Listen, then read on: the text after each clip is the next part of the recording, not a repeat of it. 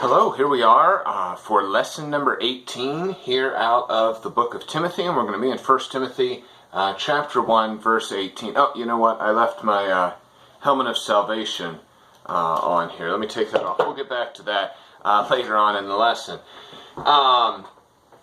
Here in verse 18 of chapter 1 of 1 Timothy, it says, "This charge I commit unto thee, son Timothy, according to the prophecies which went before on thee, that thou by them mightest war a good warfare." So to kind of recap, remember Paul has taken some time and he is focused on his salvation and how God saved him, the grace, the mercy of God. And then last week he spent, when we talked about it last week, he spent a verse talking about just praising God and thanking God. And so then we come to verse 18, and he's charging Timothy. He's kind of back to his original message to Timothy, the original point of his letter, to remind Timothy that he had a job to do. And so he kind of uses some military commands here. But as we jump into this, let's kind of read through it. It says, "This charge I commit unto thee." So there's kind of a military command. This is the charge. This is what you're to do. This is your mission. And he refers to Timothy as his son. And then he says, "According to the prophecies which went before on thee." Now, usually when we read the word prophecies, usually it's talking about maybe Old Testament things that have then, happened in the New Testament, and people have prophesied about the Messiah. They've prophesied about these different things. But when we read it here, reading it in the context, I'm really convinced that this is talking more of specific confidence that people had put in Timothy, as opposed to specific things that maybe God had told them specifically, but more what men had seen in Timothy and what they believed to be true about Timothy. Things like, "I think he will do well, and I'm sure that he will, God will use him, and he will stay the course," and that type of thing. The confidence that had been put in Timothy is really what I believe we're reading about here. "According to the prophecies which went before on thee," and he says that thou by them mightest war a good warfare. In other words, be encouraged by these things. Be strengthened by the confidence that others have placed in you. And so I think that's what he's talking about here.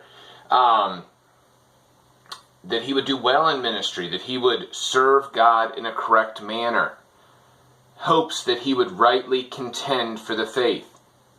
Hopes that he would stand against the false teaching and the false gospel. And so as we read this passage, I really think that's what it's talking about here, is that Timothy would stay the course, that he would do these things. The enemy is Satan, and some of the things we are fighting against are things like false doctrine, and that seems to be the intent here. We understand from Ephesians, we'll read that later, we wrestle not against flesh and blood, but against principalities.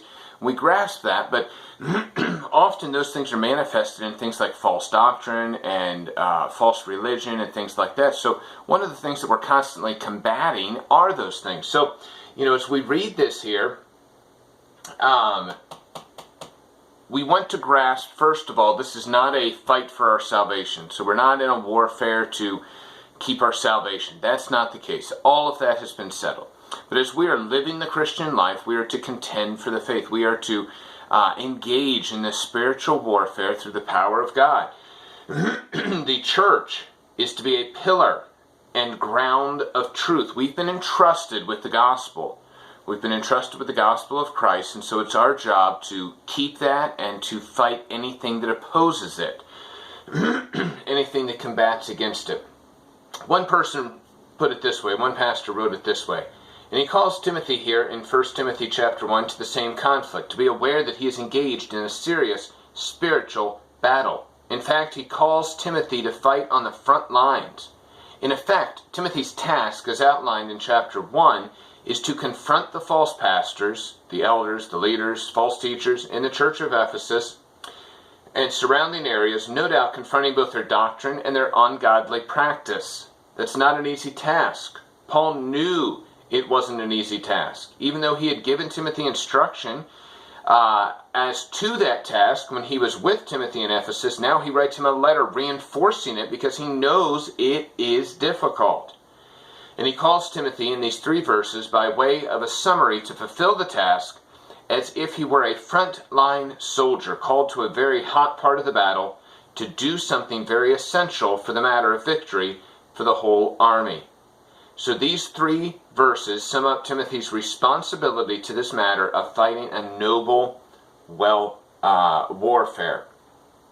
That's why as we look at these things, we see Paul using those military commands, and there's strong commands that he's using with him. That's why we read things over in 2 Timothy chapter 2, verse 2. And the things that thou hast heard of me among many witnesses, the same commit thou to faithful men who shall be able to teach others also. Thou therefore endure hardness as a soldier of Jesus Christ.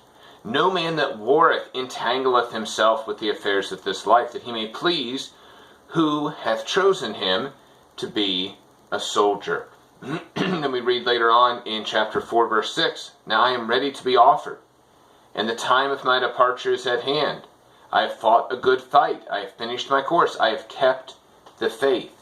As we read things like that, that last verse, Paul talking about himself, he says, I've fought the good fight. I've kept the faith.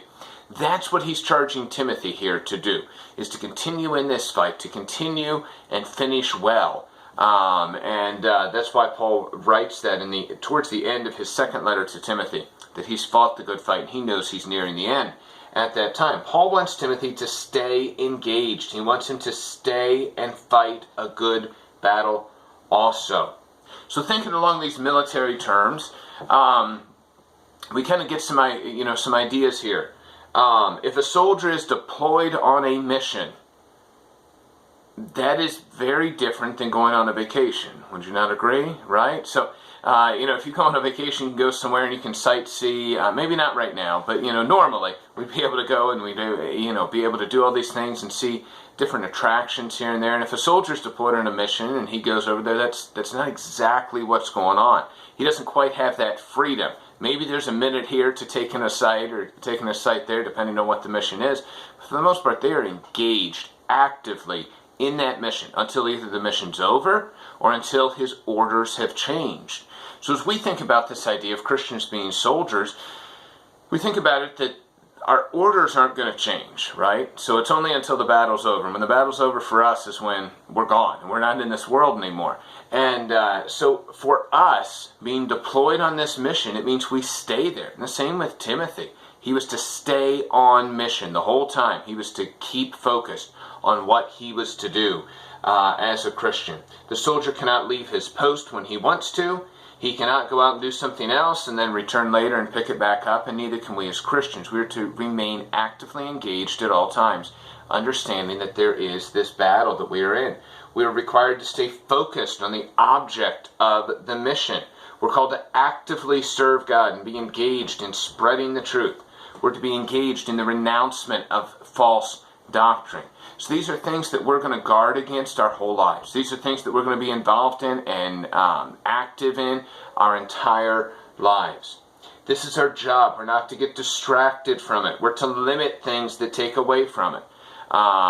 Surely we have many things in our life, and maybe through the past few months and so many different things being closed and extracurricular type things being closed, maybe that's kind of brought us down and life has gotten a little less noisy for us. And certainly there's going to be different things throughout our life, but we keep those things to a minimum, and even through those things, as we're involved in other areas, we still stay on task.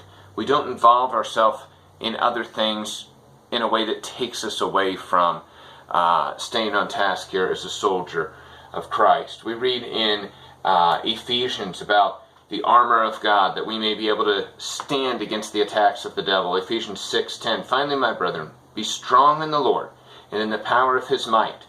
So we see here in this verse here, and then we'll read on.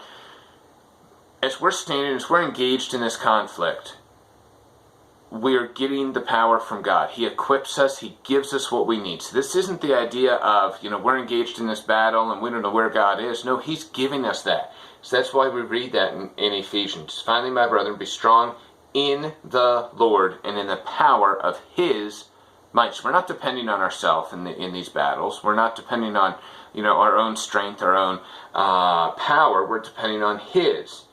The fight is not one that is done apart from God, but it happens through Him and through His power. Timothy was to fight a good fight, and he was to do so through the power of God, and we would grasp that and understand that from other verses that were read. So, back in Ephesians, put on the whole armor of God, that ye may be able to stand against the wiles of the devil. For we wrestle not against flesh and blood, but against principalities and powers, against the rulers of the darkness of this world, against spiritual wickedness in high places. And we'll pause there for a minute. Anytime we're going to see false doctrine, it's going to be because of one of these things. It's going to be lies that Satan has spread.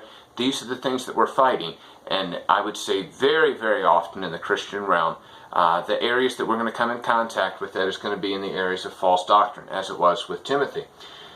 Stand therefore, having your loins girt about with truth, and having the breastplate of righteousness, and your feet shod with the preparation of the gospel of peace. Above all, taking the shield of faith, wherewith ye should be able to quench all the fiery darts of the wicked.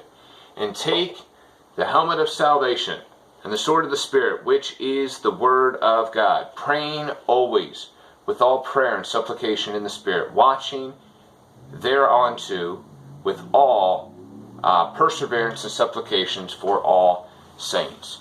When God has saved us, He's given us that helmet of salvation. That helmet of salvation doesn't come off. I had this on earlier. This isn't mine, in case you were wondering. This is actually, it was Joel's, and then it went to Trace, and now it's on the Mac. And it doesn't quite fit me all that well, actually.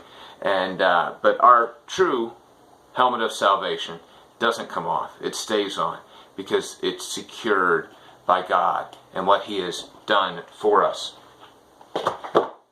God has equipped us. God has given us the ability to stand secure, to stand at our post. He's given us the might, the power, everything we need to fight and engage in the battle. Fighting against all that opposes Christ. He's given us our armor. He protects us in these areas. This means that we are ever to be actively engaged in this fight, actively determining what is or is not the enemy. I kind of put this down, maybe this is a little bit of a side note. Often, we see Christians engaged in what I would call straw man battles. Right? Back when they would train, and they would train against almost like a scarecrow, a straw man. That wasn't the battle, that was just training. So as for us, we don't want to be fighting something that's not actually the issue. We don't want to be fighting against false doctrine to find out it's not false doctrine. We want to make sure. So that, for us, that means we've got to be actively engaged in God's Word to know what is right and wrong, to be able to determine, maybe what is a preference issue and what is a doctrine issue, to be able to figure these things out for ourselves. We don't want to be engaged in straw man battles, but I have seen Christians spend the majority of their life fighting against something that was kind of just a straw man, and in the end it really didn't matter all that much. Depending on God, fighting the fight as we should. We'll end by reading that verse again. This charge I commit unto thee, son Timothy, according to the prophecies which went before on thee, that thou by them mightest war a good warfare. Might we war a good warfare? Might we fight a good fight? Finish the course in our lifetime. Might we stay actively engaged, combating false doctrine, combating lies and things like that.